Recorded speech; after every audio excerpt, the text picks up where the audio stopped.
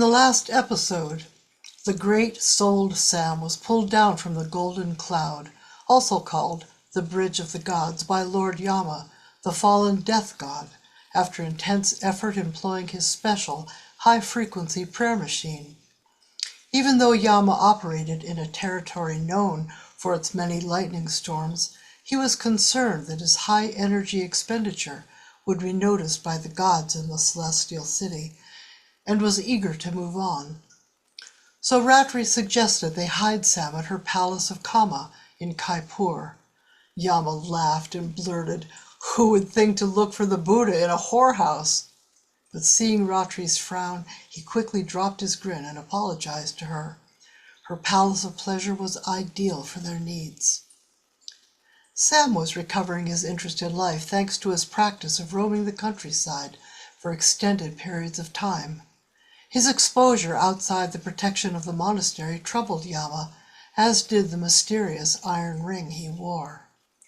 Meanwhile, Tak, given the task of following Sam, discovered him engaged in some kind of amazing ritual with a howling creature called Raltariki.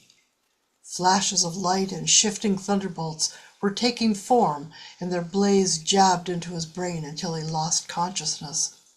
When he recovered his senses, there was now a gentle rain, and only one figure sat where before there had been two.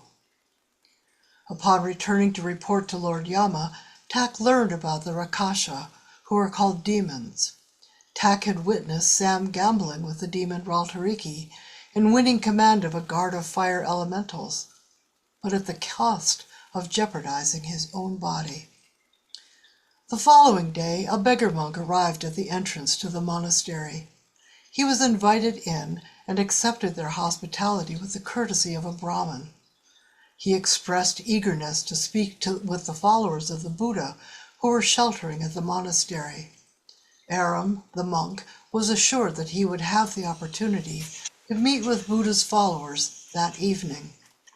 Join us for episode 3 of Lord of Light by Roger Zelazny to see the effect this wandering stranger has on the whole of the monastery.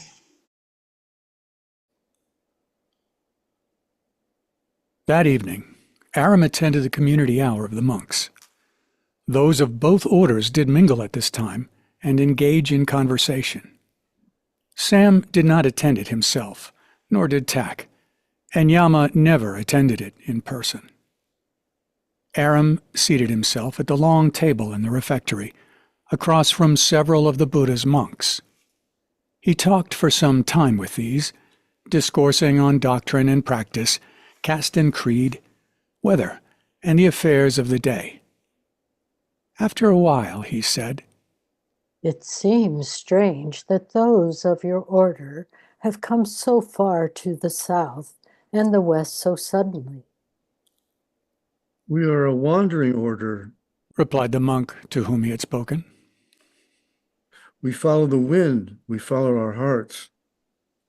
"To the land of rusted soil in the season of lightnings? Is there perhaps some revelation to occur hereabout, which might be enlarging to my spirit were I to behold it?" The entire universe is a revelation. All things change, yet all things remain. Day follows night. Each day is different, yet each day is day.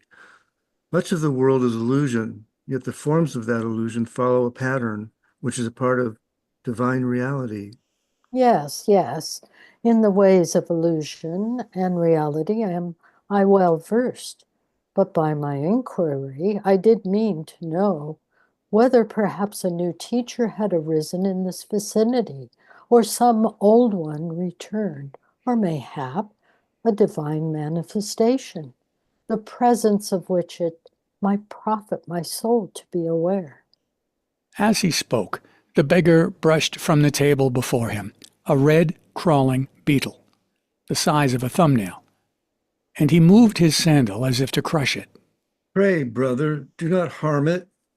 But they are all over the place, and the masters of karma have stated that a man cannot be made to return as an insect, and the killing of an insect is a karmically inoperative act. Nevertheless, all life being one in this monastery, all do practice the doctrine of ahimsa and refrain from taking life of any sort. Yet, Patanjali does state that it is the intention rather than the act which governs. Therefore, if I killed with love rather than malice, it would be as if I had not killed. I confess that this was not the case and that malice was present. Therefore, even if I did not kill, I do bear the burden of the guilt because of the presence of that intention. So I could step upon it now and be none the worse for it, according to the principle of ahimsa. Since I am a guest, however, I, of course, respect the practice and do not do this thing. With this, he moved his sandal away from the insect, which stood immobile, reddish antennae pricked upward. Indeed, he is a scholar, Said one of the order of Ratri. Aram smiled. Thank you, but it is not so. I am only a humble seeker of truth, and on occasion in the past have I been privileged to overhear the discourses of the learned. Would that I might be so privileged again. If there were some great teacher or scholar in the vicinity, then I would most surely walk across a bed of hot coals to sit at his feet and to hear his words or observe his example. If He stopped then, for all eyes had suddenly turned upon the doorway at his back. He did not move his head, but reached out to crush a beetle that stood near his hand. The tip of a small crystal and two tiny wires protruded through the broken chitin of its back. Then he turned, his green eye sweeping across the row of monks, seated between himself and the doorway. And he looked upon Yama, who wore breeches, boots, shirt, sash, cloak, and gloves all of red, and about whose head was twisted a turban the color of blood. If you were saying if some sage or some avatar of the Godhead resided in the vicinity, you should like to make his acquaintance? Is that what you were saying, stranger? The beggar rose from the table. He bowed. I am Aram, a fellow seeker and traveler, with all who wish enlightenment. Yama did not return the salute. Why do you spell your name backward, Lord of Illusion, when all your words and actions herald it before you? The beggar shrugged, I do not understand what you say. but the smile came again to his lips. I am one who seeks the path and the right. I find that hard to believe, after witnessing at least 1,000 years of your treachery. You speak of the lifetime of gods. Unfortunately, I do. You have made a serious mistake, Mara. What may that be? You feel that you must be permitted to leave here alive. I admit that I anticipate doing so. Not considering the numerous accidents which might befall a lone traveler in this wild region. I have been a lone traveler for many years. Accidents always happen to other people.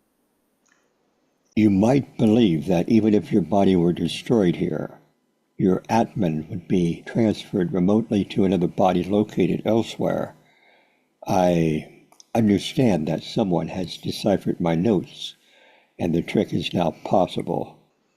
The beggar's brows moved a quarter of an inch lower and closer together. You do not realize the forces which even now contain this building defending against any such transfer. The beggar stepped to the center of the room. Yama, you are a fool if you think to match your puny fallen powers against those of the dreamer. Perhaps this is so, Lord Mara, but I have waited too long for this opportunity to postpone it further. Remember my promise at Keenset? If you wish to continue your chain of existence, you will have to pass through this, the only door to this room, which I bar. Nothing beyond this room can help you now. Mara then raised his hands, and the fires were born.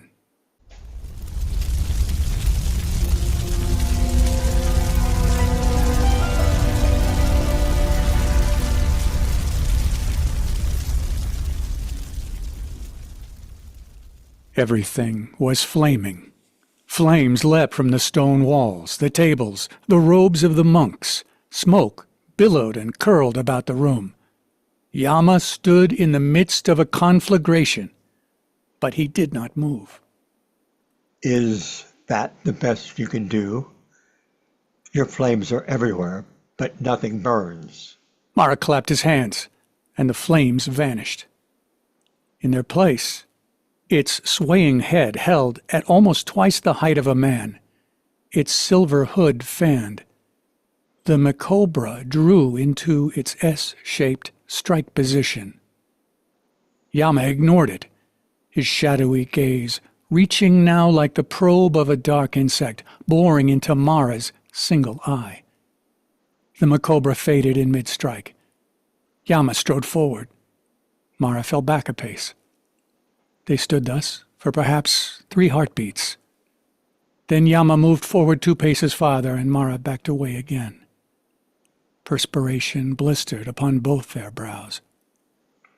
The beggar now stood taller, and his hair was heavier. He was thicker about the waist and broader across the shoulders. A certain grace, not previously apparent, accompanied all his movements. He fell back another step. Yes, Mara, there is a death god. Yama spoke between clenched teeth. Fallen or no, the real death dwells in my eyes. You must meet them. When you reach the wall, you can back no further. Feel the strength go out of your limbs. Feel the coldness begin in your hands and your feet. Mara's teeth bared in a snarl. His neck was as thick as a bull's. His biceps were as big about as a man's thighs. His chest was a barrel of strength, and his legs were like great trees of the forest.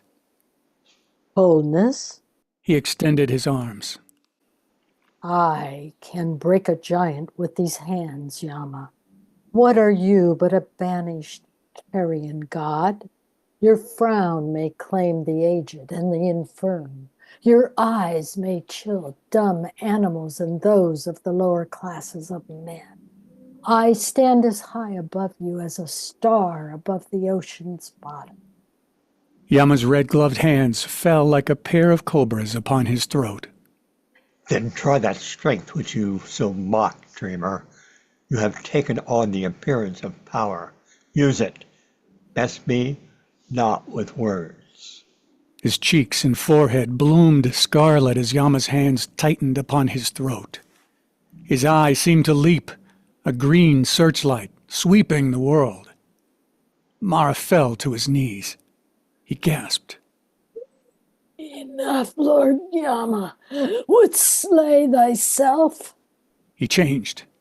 His features flowed as though he lay beneath restless waters.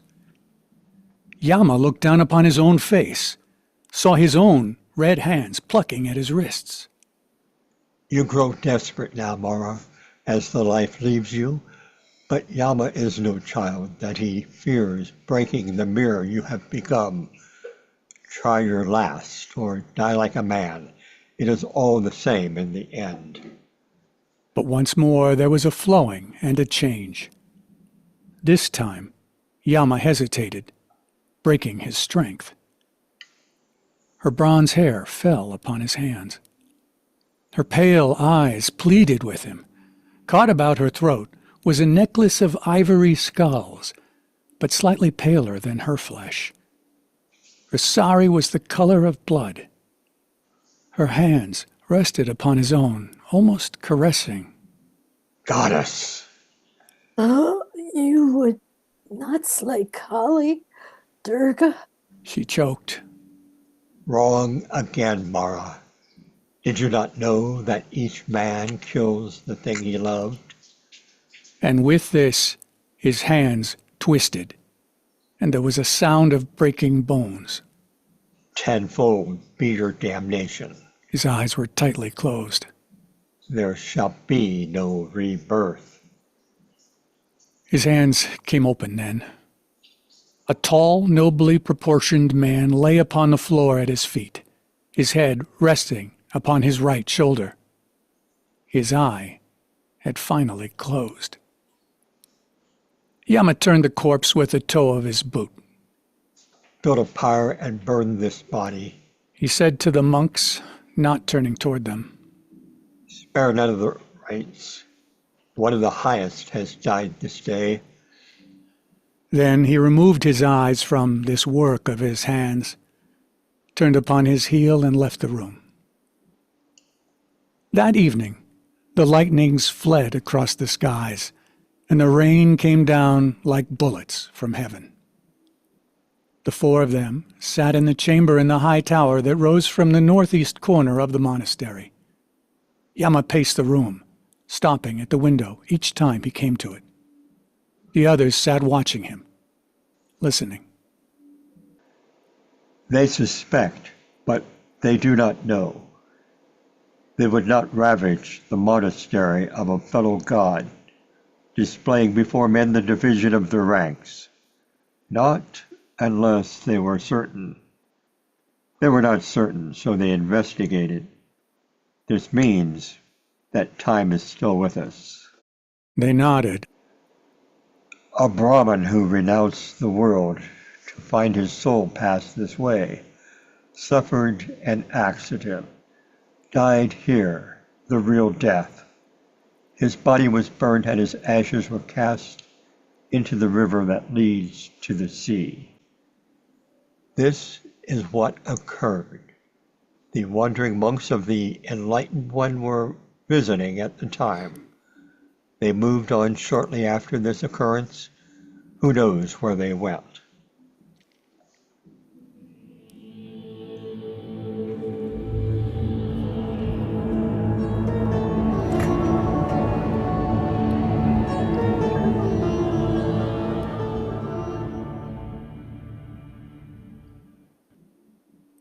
Tak stood as nearly erect as he could. Lord Yama, while it may hold for a week, a month, possibly even longer, this story will come apart in the hands of the Master to judge the first of any of those here present in this monastery who pass within the halls of karma. Under the circumstances, I believe some of them may achieve early judgment for just this reason. What then? Yama rolled a cigarette with care and precision. It must be arranged that what I said is exactly what occurred. How can that be? When a man's brain is subject to karmic playback, all the events he has witnessed in his most recent cycle of life are laid out before his judge and the machine like a scroll. That is correct. And have you, Tak of the Archives, never heard of a palimpsest, a scroll which has been used previously, cleared, and then used again? Of course, but the mind is not a scroll. No. Yama smiled. Well, it was your simile to begin with, not mine. What's truth, anyway? Truth is what you make it. He lit his cigarette. These monks have witnessed a strange and terrible thing.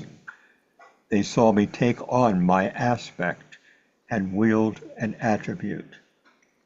They saw Mara do the same here, in this monastery where we have revived the principle of ahimsa. They are aware that a god may do such things without karmic burden. But the shock was great and the impression vivid, and the final burning is still to come. By the time of that burning, the tale I have told you must be true in their minds. How? This very night, this very hour, while the image of the act flames within their consciousness, and their thoughts are troubled, the new truth will be forged and nailed into place. Sam, you have rested long enough. This thing is now yours to do. You must preach them a sermon. You must call forth within them those nobler sentiments and higher qualities of spirit which make men subject to divine meddling. Ratri and I will then combine our powers, and a new truth will be born. Sam shifted and dropped his eyes. I don't know if I can do it. It's been so long. Once a Buddha, always a Buddha, Sam. Dust off some of your old parables.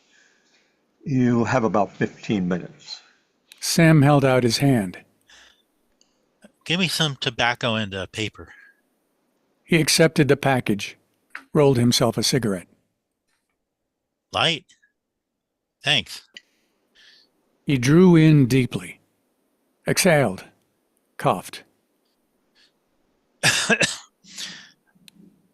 I'm tired of lying to them. I guess that's what it really is. Lying? Who asked you to lie about anything? Quote them a Sermon on the Mount if you want, or something from the Popol Vuh or the Iliad. I don't care what you say. Just stir them a bit, soothe them a little. That's all I ask. Then what? Then I shall proceed to save them and us. Sam nodded slowly. When you put it that way, but I'm a little out of shape when it comes to this sort of thing. Sure, I'll find me a couple truths and throw in a few pieties, but make it 20 minutes. 20 minutes then, and afterward we pack. Tomorrow we leave for Khaipur. So soon? Yama shook his head. So late.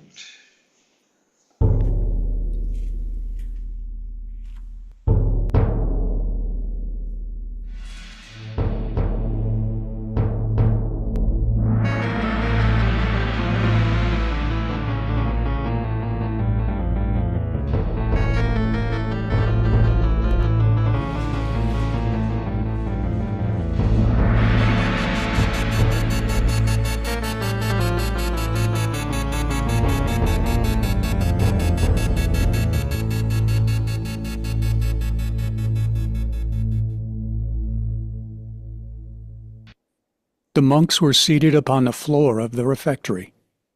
The tables had been moved back against the walls. The insects had vanished. Outside, the rain continued to fall. Great-souled Sam, the enlightened one, entered and seated himself before them. Ratri came in, dressed as a Buddhist nun, and veiled. Yama and Ratri moved to the back of the room and settled to the floor. Somewhere, Tak too was listening. Sam sat, with his eyes closed for several minutes, then said softly, I have many names, and none of them matter. He opened his eyes slightly then, but he did not move his head. He looked upon nothing in particular. Names are not important. To speak is to name names, but to speak is not important. A thing happens once that has never happened before. Seeing it, a man looks upon reality. He cannot tell others what he has seen. Others wish to know, however, so they question him, saying, "What is it like, this thing you have seen?" So he tries to tell them. Perhaps he has seen the very first fire in the world. He tells them, "It is red, like a poppy, but through it dance other colors. It has no form, like water flowing everywhere. It is warm, like the sun of summer, only warmer. It exists for a time upon a piece of wood, and then the wood is gone, as though it were eaten, leaving behind that which is black and can be sifted like sand. When the wood is gone, it too is gone. Therefore, the hearers must think reality is like a poppy, like water, like the sun, like that which eats and excretes. They think it is like to anything that they are told it is like by the man who has known it. But they have not looked upon fire. They cannot really know it. They can only know of it. But fire comes again into the world, many times. More men look upon fire. After a time, fire is as common as grass and clouds and the air they breathe. They see that while it is like a poppy, it is not a poppy. While it is like water, it is not water. While it is like the sun, it is not the sun. And while it is like that which eats and passes wastes, it is not that which eats and passes wastes, but something different, from each of these apart, or all of these together. So they look upon this new thing, and they make a new word to call it. They call it fire. If they come upon one who still has not seen it, and they speak to him of fire, he does not know what they mean. So they, in turn, fall back upon telling him what fire is like. As they do so, they know from their own experience that what they are telling him is not the truth, but only a part of it. They know that this man will never know reality from their words, though all the words in the world are theirs to use. He must look upon the fire, smell of it, warm his hands by it, stare into its heart, or remain forever ignorant. Therefore, fire does not matter. Earth and air and water do not matter. I do not matter. No word matters. But man forgets reality and remembers words. The more words he remembers, the cleverer do his fellows esteem him. He looks upon the great transformations of the world, but he does not see them as they were seen when man looked upon reality for the first time. Their names come to his lips, and he smiles as he tastes them. thinking he knows them in the naming. The thing that has never happened before is still happening. It is still a miracle. The great burning blossom squats, flowing upon the limb of the world, excreting the ash of the world, and being none of these things I have named, and at the same time, all of them. And this is reality, the nameless.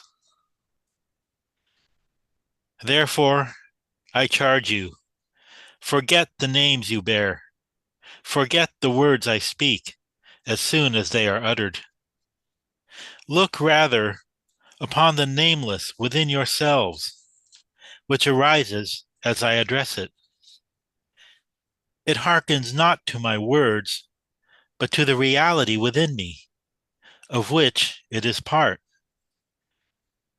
This is the Atman, which hears me rather than my words.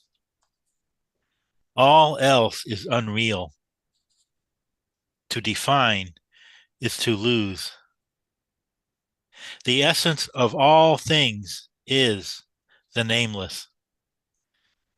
The nameless is unknowable, mightier even than Brahma. Things pass, but the essence remains. You sit, therefore, in the midst of a dream. Essence dreams it a dream of form. Forms pass, but the essence remains, dreaming new dreams. Man names these dreams and thinks to have captured the essence, not knowing that he invokes the unreal. These stones, these walls, these bodies you see seated about you are poppies and water and the sun. They are the dreams of the nameless. They are fire, if you like. Occasionally, there may come a dreamer who is aware that he is dreaming. He may control something of the dream stuff, bending it to his will. Or he may awaken into greater self-knowledge. If he chooses the path of self-knowledge, his glory is great, and he shall be for all ages like unto a star. If he chooses instead the way of the tantras, combining samsara and nirvana, comprehending the world and continuing to live in it, this one is mighty among dreamers.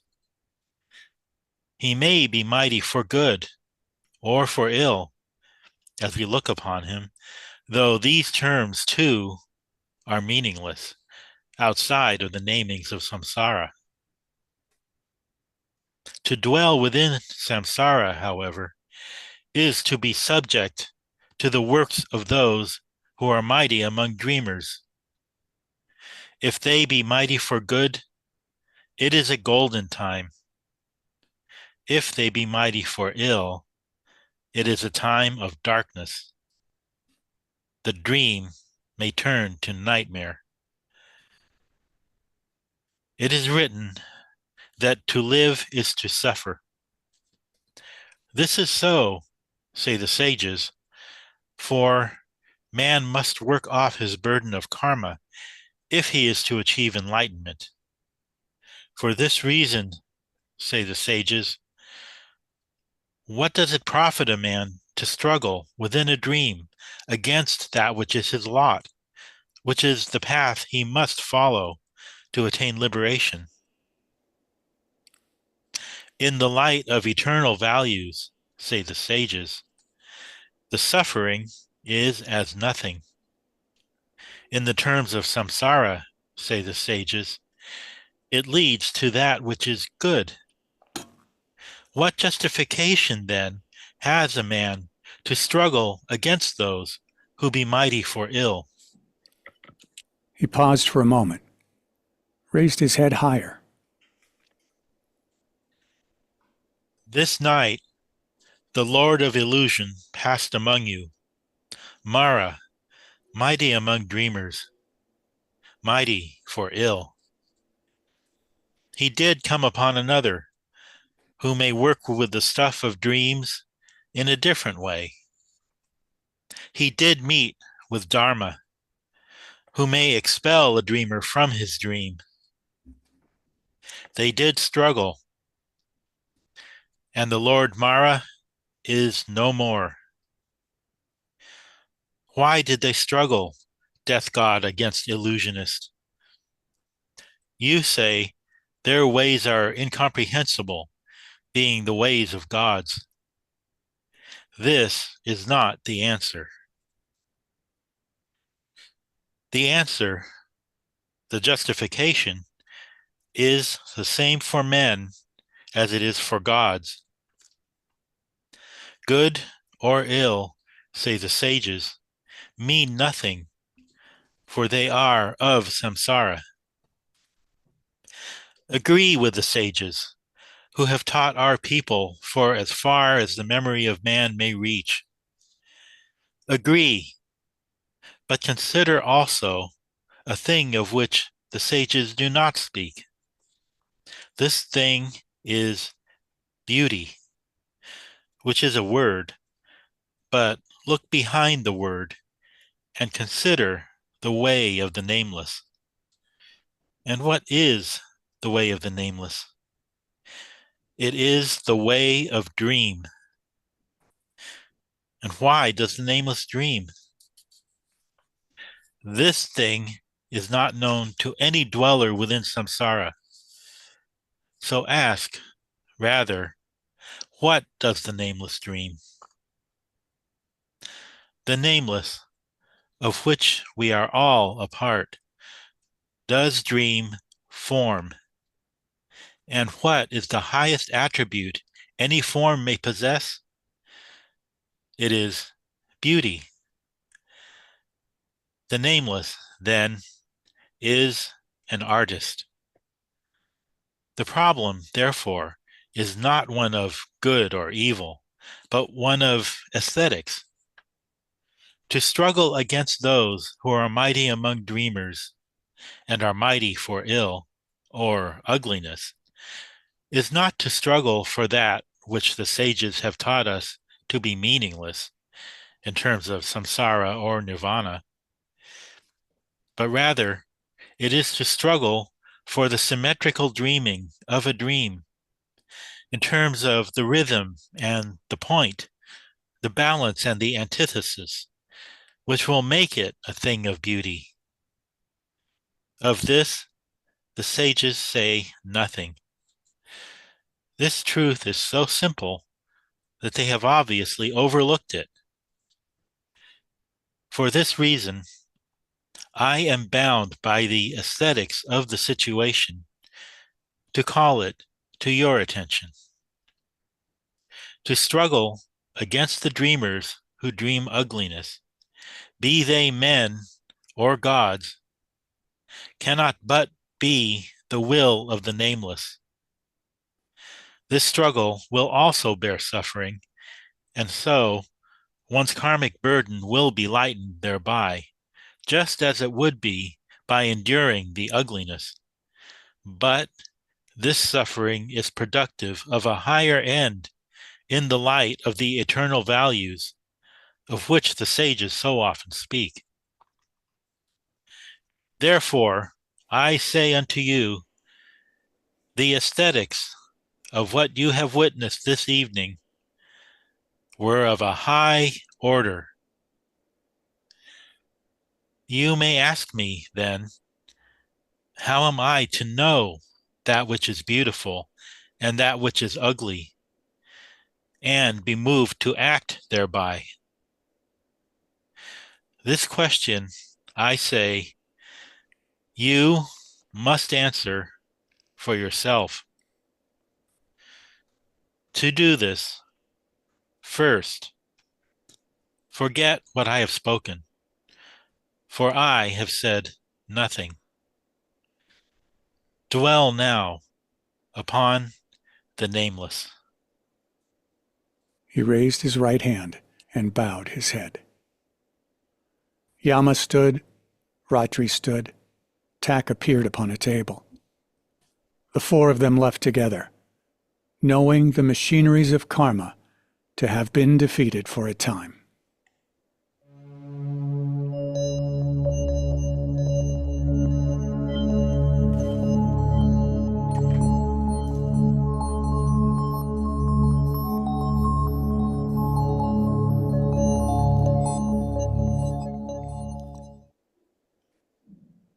They walked through the jagged brilliance of the morning, beneath the bridge of the gods.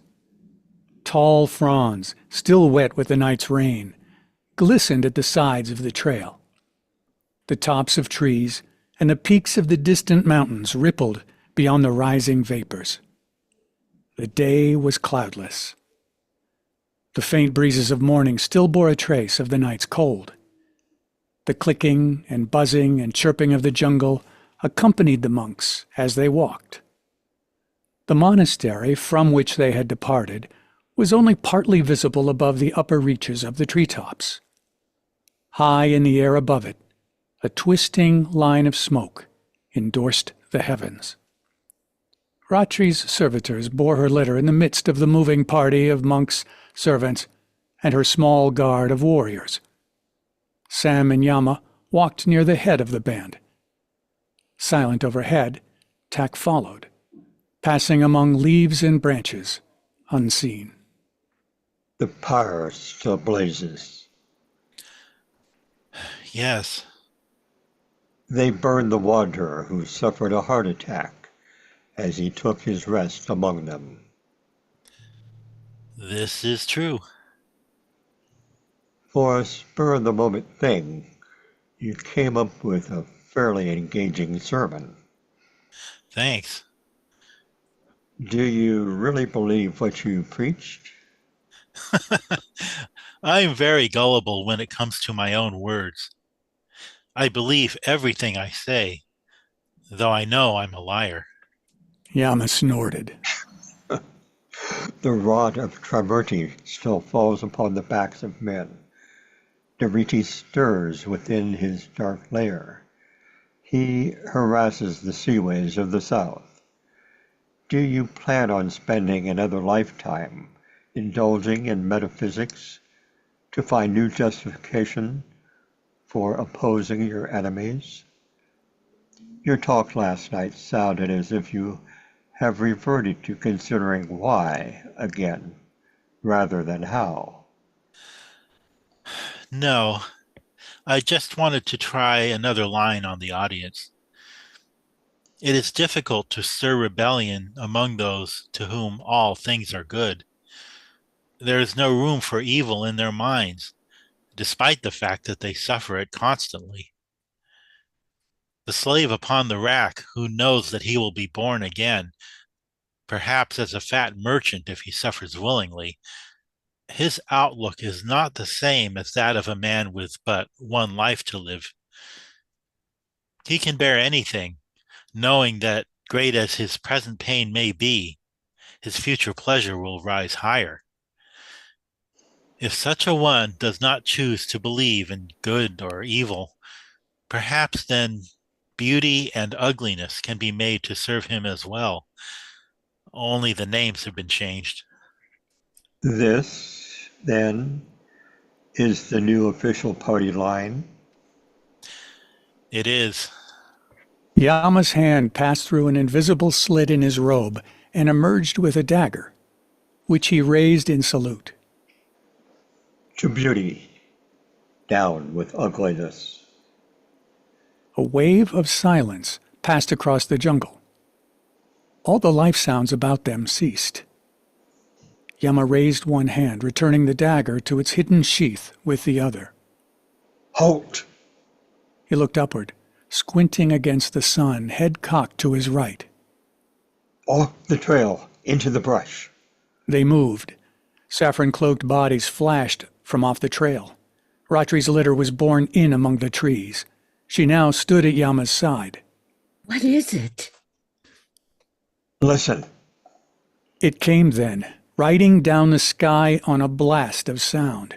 It flashed above the peaks of the mountains, crossed over the monastery, whipping the smokes into invisibility. Explosions of sound trumpeted its coming, and the air quaked as it cut its way through the wind and the light.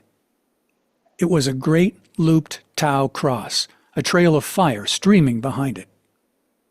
Destroyer, come a-hunting. Thunder chariot, cried one of the mercenaries, making a sign with his hand. Jiva passes. Said a monk, eyes wide with fear. The destroyer.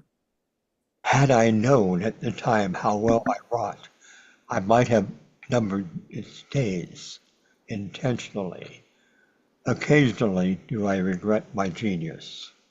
It passed beneath the bridge of the gods, swung above the jungle, fell away to the south. Its roar gradually diminished as it departed in that direction. Then there was silence. A bird made a brief piping noise. Another replied to it. Then all the sounds of life began again, and the travelers returned to their trail. He will be back, said Yama, and this was true. Twice more that day did they have to leave the trail as the thunder chariot passed above their heads. On the last occasion, it circled the monastery, possibly observing the funeral rites being conducted there. Then it crossed over the mountains and was gone.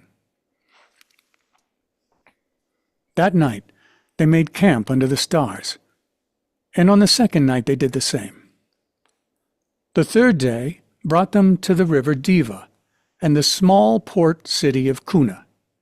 It was there that they found the transportation they wished, and they set forth that same evening, heading south by bark to where the Diva joined with the mighty Vedra, and then proceeded onward to pass, at last, the wharves of Khaipur, their destination.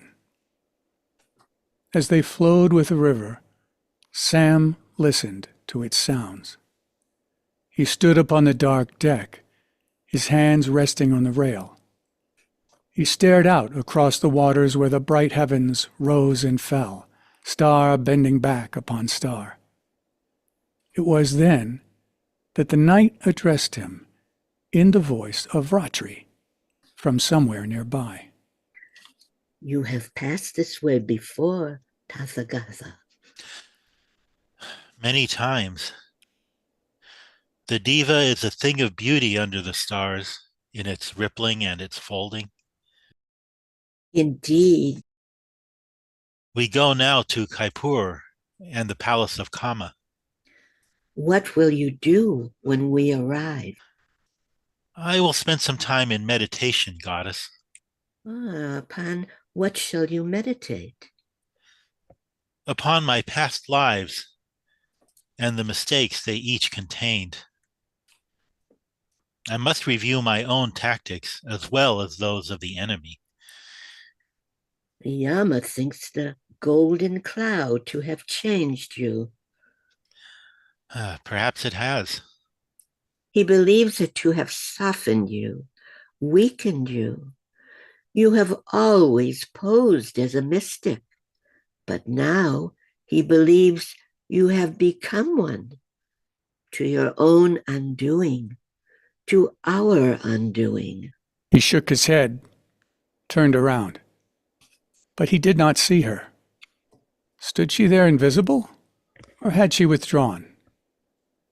He spoke softly. I shall tear these stars from out the heavens and hurl them in the faces of the gods, if this be necessary. I shall blaspheme in every temple throughout the land. I shall take lives as a fisherman takes fish, by the net, if this be necessary. I shall mount me again up to the celestial city, though every step be a flame or a naked sword, and the way be guarded by tigers. One day will the gods look down from heaven and see me upon the stair, bringing them the gift they fear most. That day will the new yuga begin. But first, I must meditate for a time. He turned back again and stared out over the waters. A shooting star burnt its way across the heavens. The ship moved on. The night sighed about him. Sam stared ahead, remembering. End of episode 3.